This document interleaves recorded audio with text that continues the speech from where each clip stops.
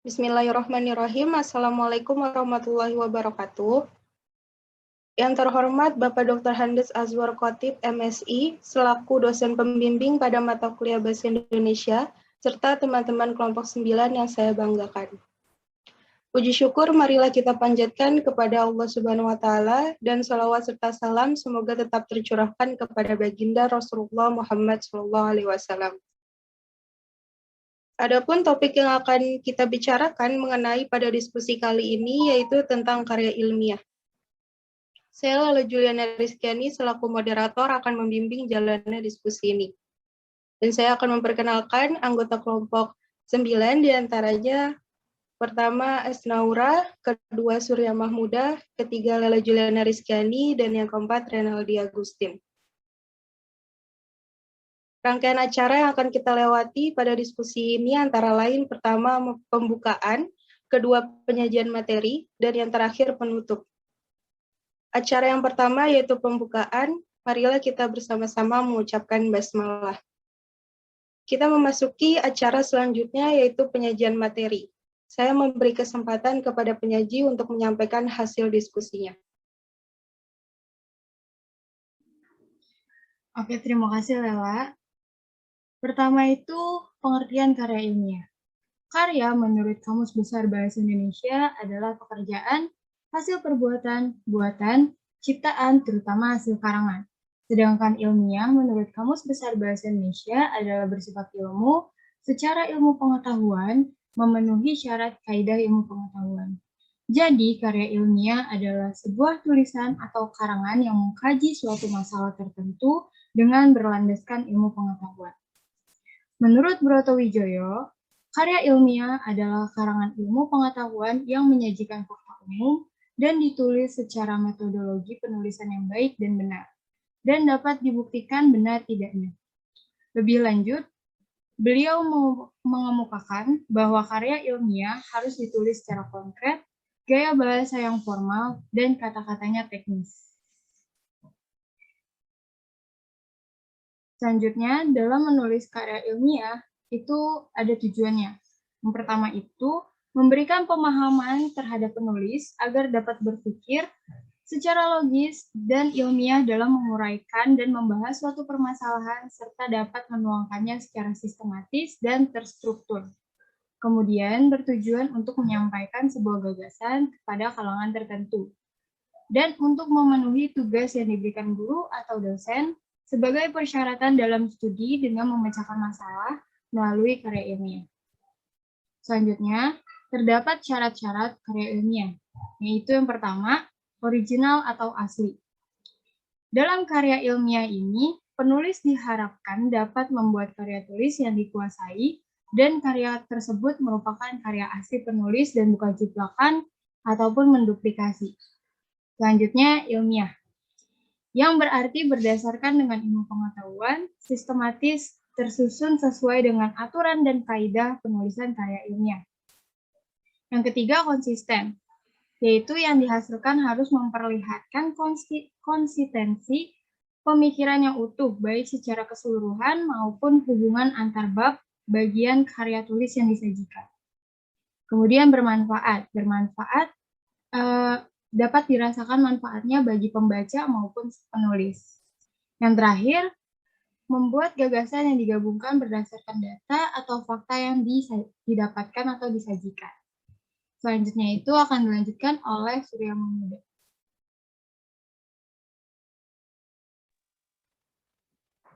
Baik, terima kasih Asnaura.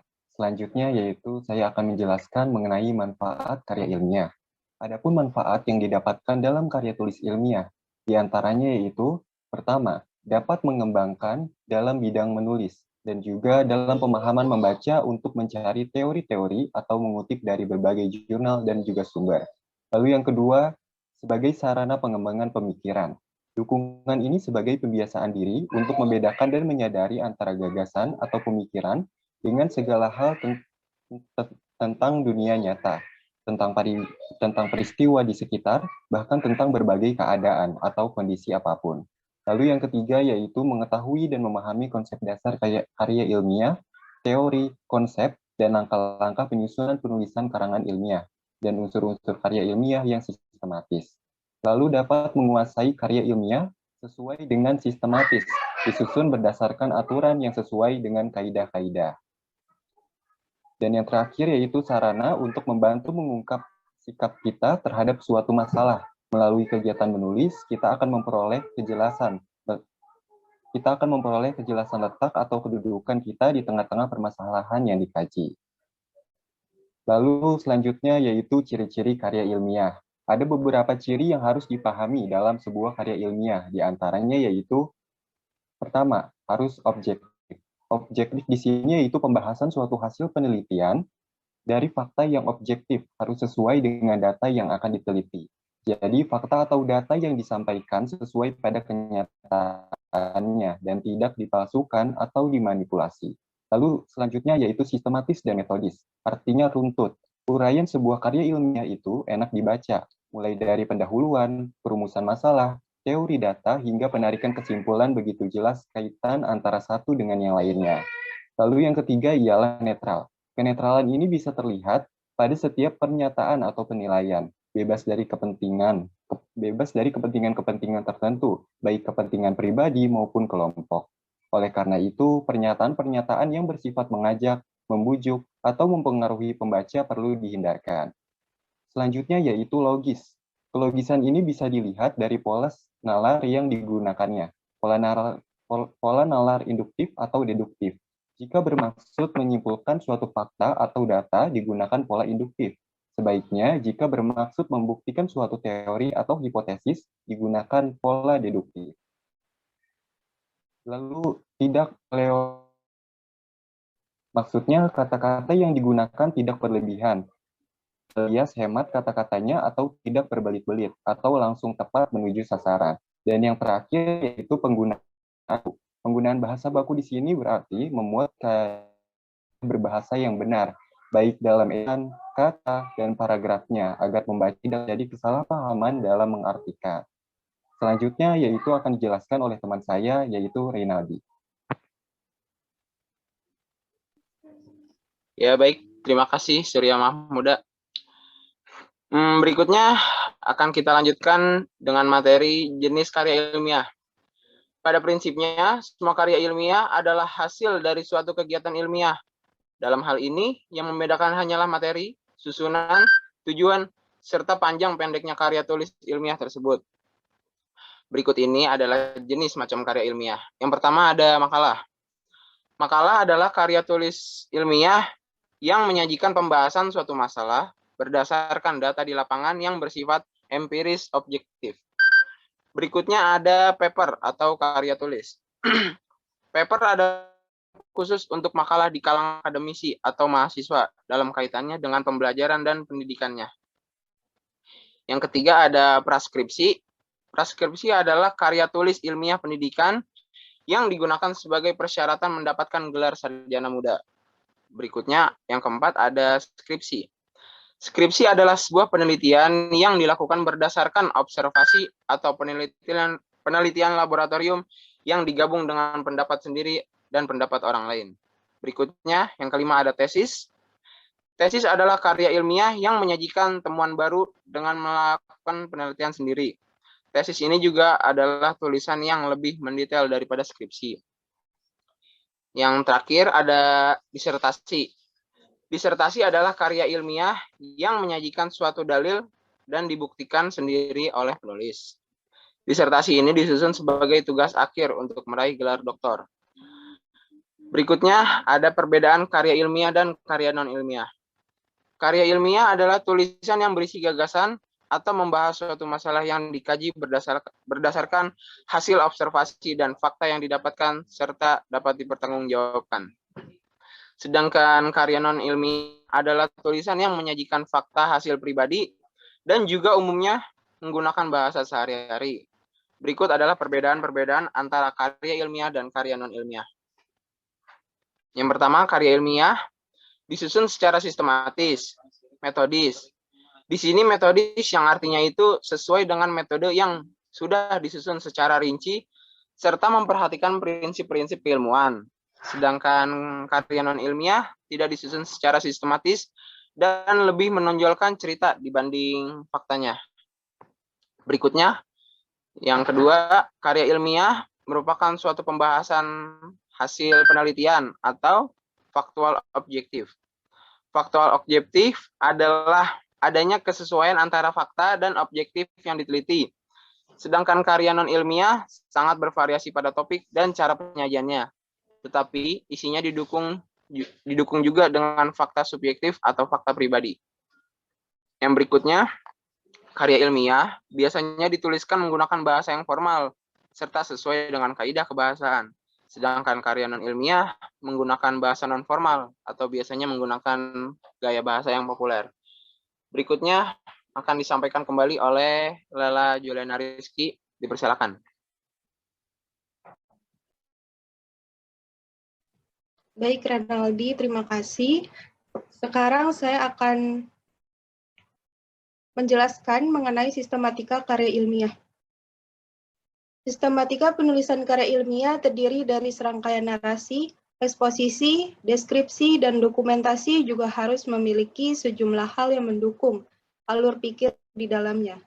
Misalnya tabel atau gambar faktual. Menurut Pateda, tahun 1993, sebuah karya tulis ilmiah yang berisikan hasil pemikiran dalam suatu disiplin ilmu harus tersusun secara sistematif, benar, logis, utuh, bertanggung jawab, serta menggunakan bahasa yang benar. Jadi, penting banget bagi sebuah karya tulis ilmiah untuk mengandung kebenaran faktual di dalamnya. Yang pertama ada judul. Sistematika penulisan karya ilmiah yang paling pertama ialah judul. Semua karya tulis ilmiah pastinya butuh judul. Pastikan judul yang dipilih sifatnya ringkas, komunikatif, dan afirmatif. Yang kedua, nama dan kedudukan tim pembimbing. Yang ketiga, pernyataan keaslian karya tulis ilmiah. Lewat pernyataan ini bahwa karya tulis ilmiah yang dikerjakan adalah betul karya sendiri dan tidak menjiplak dari yang sudah ada. Yang keempat, kata pengantar. Dapat menggunakan bagian ini untuk memberikan sedikit gambaran tentang penelitian dan dapat menggunakannya untuk mengucapkan terima kasih kepada pihak-pihak yang membantu untuk menyelesaikan penelitian. Yang kelima ada abstrak. Sistematika penulisan karya ilmiah berikutnya untuk memberikan gambaran tentang penelitian lebih dalam lagi. Dalam abstrak harus menuliskan uraian singkat namun lengkap, dimulai dengan judul, permasalahan, hingga hasil temuan. Yang keenam ada daftar-daftar. Daftar yang dimaksud selain daftar isi juga dapat berupa daftar tabel, daftar gambar, dan daftar lampiran yang terdapat pada karya tulis ilmiah. Yang ketujuh ada bab 1 atau pendahuluan. Tentu saja sebelum memulai pembahasan, harus memaparkan sejumlah hal yang berfungsi sebagai pendahuluan dalam karya tulis ilmiah. Dan sejumlah hal tersebut antara lain A. Latar belakang masalah, sebutkanlah permasalahan umum yang menjadi fokus penelitian, sekaligus dengan faktor-faktor yang menyebabkan munculnya permasalahan itu. Masalah yang disebutkan harus kerucut agar lebih fokus dan spesifik sesuai dengan penelitian, dan utarakan pula argumentasi. B. Perumusan masalah. Masalah yang telah dipilih dan batasi kemudian harus dijadikan sebuah rumusan. Sebaiknya rumusan yang dibuat ini berbentuk pertanyaan yang padat dan jelas. Pertanyaan ini yang nantinya akan dijawab atau buktikan lewat penelitian. C. Tujuan penelitian. Sebuah penelitian hendaknya memiliki sebuah tujuan yang dapat dicapai setelah penelitian berakhir. D. Asumsi. Asumsi ini dapat berupa teori, bukti, ataupun pemikiran dari penelitian itu sendiri. Asumsi berbentuk deklaratif nantinya akan menjadi landasan bagi bagian selanjutnya, yaitu hipotesis. E. Hipotesis. Meskipun baru bagian pendahuluan, harus memiliki dugaan sementara terhadap hasil penelitian. F. Metode penelitian. Sebutkanlah metode penelitian yang dipilih secara garis besar saja. Tidak perlu terlalu rinci karena masih merupakan bagian dari pendahuluan. lokasi dan sampel penelitian. Jika penelitian yang dilakukan secara khusus dilaksanakan di suatu lokasi tertentu, ditambah dengan sampel dari sana, maka harus mencantumkannya. Jangan lupa beri alasan kenapa memilih lokasi dan atau sampel tersebut. Yang ke-8 ada bab 2 atau kajian pustaka. Kajian pustaka adalah bagian yang penting dari sistematika penulisan karya ilmiah, harus membahas tentang teori utama beserta dengan teori-teori turunan yang digunakan dalam penelitian. 9 bab 3 atau metodologi penelitian. Dalam bagian metodologi penelitian harus menjelaskan secara rinci. Bab 4 atau hasil penelitian tidak hanya menyebutkan hasil penelitian, memberikan pembahasan atas hasil tersebut secara ringkas namun terpadu. Bab 5, kesimpulan dan rekomendasi. Dengan penelitian yang telah selesai, sebagai penulis harus memberikan pemaknaan terhadap penelitian tersebut. Dapat menuliskan rekomendasi yang diperuntukkan bagi pengguna hasil penelitian atau peneliti berikutnya yang mungkin akan menjalankan penelitian selanjutnya. 12, daftar pustaka. Untuk menghindari plagiarisme, jangan lupa cantumkan daftar pustaka. Dan yang terakhir, lampiran. Dokumen-dokumen yang digunakan harus kamu cantumkan dengan nomor urut pada bagian ini. Demikianlah tadi diskusi kelompok 9. Mari kita mengucapkan hamdalah. Saya sebagai moderator memohon maaf atas kesalahan dan kekurangan saya. Wassalamualaikum warahmatullahi wabarakatuh. Assalamualaikum warahmatullahi wabarakatuh.